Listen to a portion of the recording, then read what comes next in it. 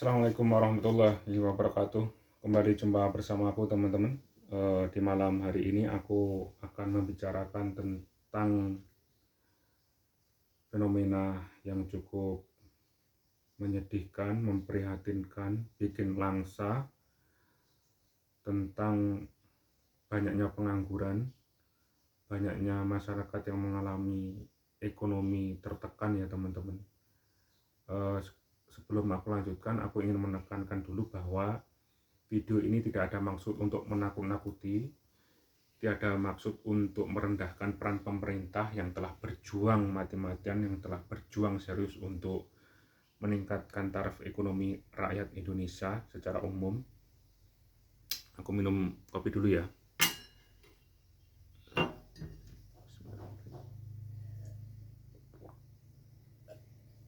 Alhamdulillah. Jadi aku itu suka baca-baca teman-teman. Sebagai seorang yang suka menulis, yang senang menulis, tentunya aku harus juga diimbangi dengan banyak membaca, banyak menonton video, baik itu di media sosial, membaca atau menonton video di media sosial, maupun di media massa resmi ya teman-teman, seperti itu.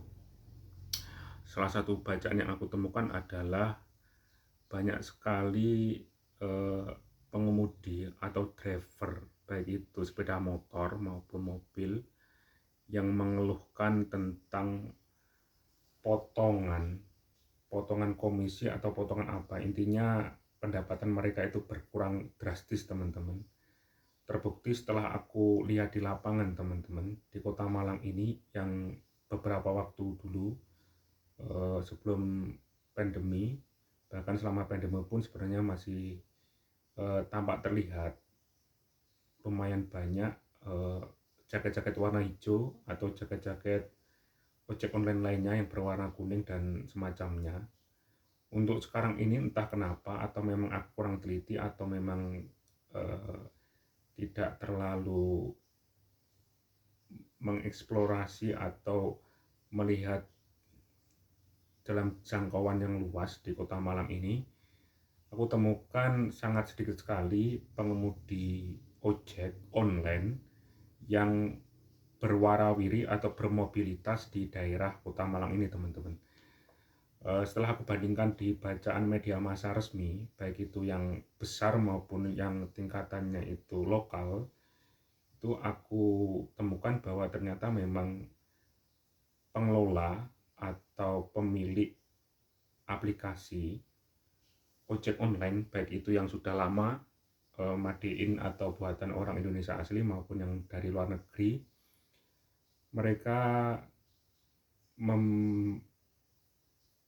memberlakukan saatnya panen teman-teman. Panen dalam tanda kutip ini adalah waktu dulu kan mereka membakar uang besar-besaran untuk iklan, untuk promosi, untuk memberikan komisi kepada driver atau pengemudinya, maupun memberikan diskon atau komisi dalam tanda kutip ya, diskon atau bonus kepada pelanggannya, pengguna ojek online. Sekarang ini sangat berkurang drastis teman-teman. Jadi komisi bagi drivernya sudah berkurang, bahkan potongan yang dikenakan untuk diberikan kepada pengelola atau pemilik akun aplikasi itu juga besar, 20% kalau nggak salah, bahkan lebih, yang membuat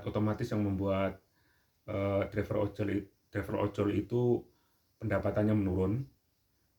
Terus kemudian aku sebagai pengguna salah satu aplikasi ojek online juga merasakan biaya yang besar teman-teman. Setelah aku cek, terutama untuk pesan makanannya atau pesan antar makanan itu juga sudah tidak ada bonus-bonus lagi, tidak ada diskon-diskon lagi, tidak ada free ongkir lagi, jarang banget teman-teman. Dan aku putuskan daripada aplikasi tersebut memenuhi memori HP aku hapus. Seperti itu ya teman-teman. Barangkali yang aku baca, setelah aku baca ya, tidak hanya aplikasi ojek aja yang memanen atau saatnya memanen dari bakar uang yang dilakukan di tahun-tahun yang lalu. Untuk marketplace atau aplikasi jual beli online, bisa dikatakan pengelola toko online itu ya, itu juga saatnya panen sekarang ini teman-teman. biaya untuk pengenaan potongan aplikasi juga lumayan, ada 1.000, ada 1.500, terus free ongkirnya juga sudah dipotong.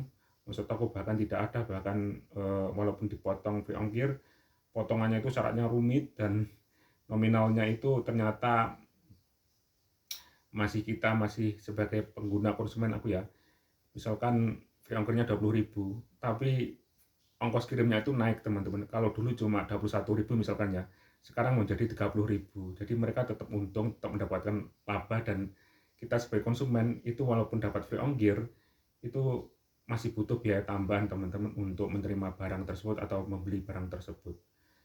Ini memang masa-masa sulit teman-teman. Selain banyaknya driver yang menganggur teman-teman karena mereka sudah mulai putus asa untuk mencari uang di aplikasi tersebut, aplikasi ojek tersebut, banyak sekali pabrik-pabrik yang juga mengurangi jumlah karyawannya teman-teman. Jadi bahasa halusnya bukan pemecatan tapi pengurangan ya. Kalau pemecatan kan identik dengan kinerja karyawan atau pegawainya yang kurang baik sehingga dipecat. Tapi kalau pengurangan itu karena memang kondisi perusahaannya tidak sehat dalam tanda kutip keuangannya, produk-produk yang diproduksinya itu kurang begitu laku di pasaran, sehingga mau nggak mau demi mempertahankan kondisi finansialnya perusahaan tersebut mengurangi jumlah karyawan, terutama di bidang tekstil atau di bidang semacam garment itu ya, produksi-produksi pakaian-pakaian atau ya semacam kain-kain seperti itu teman-teman, termasuk sepatu juga.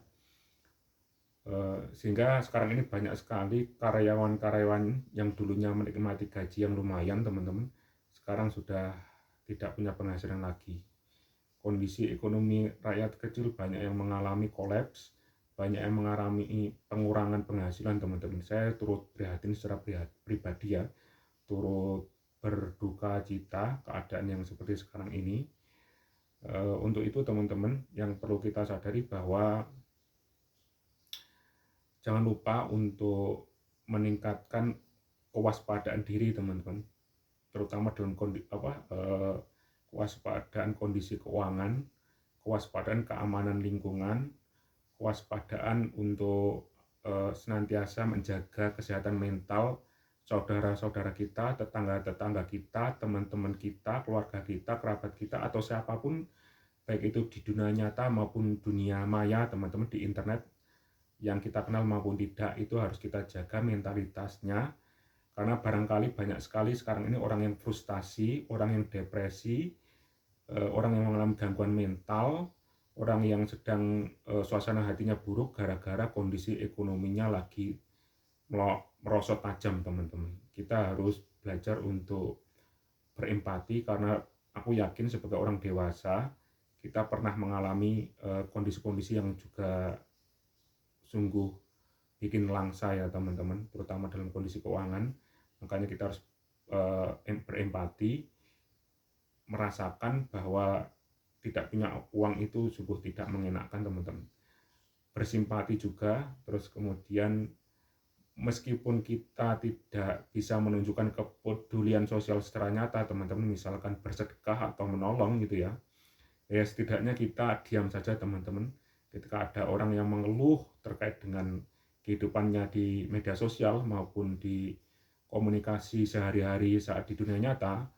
Itu kalau kita tidak bisa memberikan solusi, tidak bisa menyupport, tidak bisa mendukung, tidak bisa memotivasi, ya minimal kita diam saja, ya mendengarkan gitu. Kalau tidak mau mendengarkan, tidak mau menyupport, ya setidaknya kita tidak menunjukkan sikap-sikap yang bikin hati mereka itu semakin buruk teman-teman, suasana hatinya ya seperti itu. Barangkali itu dulu teman-teman video dari aku. Semoga video ini bermanfaat ya. Jangan lupa untuk banyak membaca tulisan-tulisan di dunia maya maupun bacaan-bacaan di dunia nyata ya, seperti majalah, seperti surat kabar atau semacamnya, sebagai informasi agar tidak ketinggalan, agar tidak merasa bahwa diri kita ini mengalami paling prihatin sendiri, paling langsa sendiri, paling bermasalah sendiri, karena yang bermasalah dalam masalah keuangan, dalam masalah ekonomi atau apapun itu bukan kita sendiri ya. Assalamualaikum warahmatullahi wabarakatuh.